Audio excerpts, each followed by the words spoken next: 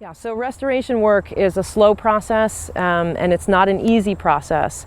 And so when we do restoration projects, the volume of plant material that we're putting in is enormous. I mean, as I mentioned, 5,000 wetland plugs, so little 2-inch plugs or quart-sized pots, and then over 500 trees were planted. And so the trees are small; they're sort of baby trees, and they need a lot of TLC. So what you see behind me are what we call tree shelters, and so those tubes that are on each individual plant, they act as a greenhouse. So they're translucent, so they allow light in. That creates some extra heat, so as it gets cold, it can protect those plants from frost.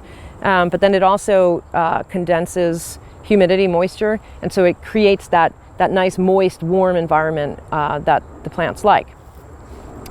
We also come and water weekly, which is typically a good amount, a nice frequency in order to keep these plants going strong. And we really haven't had a big mortality event. So most of the time when you do restoration work, you expect some of those plants to die.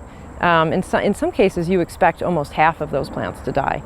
Over the past 5 years, all of our plantings, we've achieved about 85% survival rate, which is pretty high. And it's because of this weekly watering, weekly maintenance, the different things that we've done. This summer, with this summer's heat and drought, has definitely been a challenge, and the trees are stressed.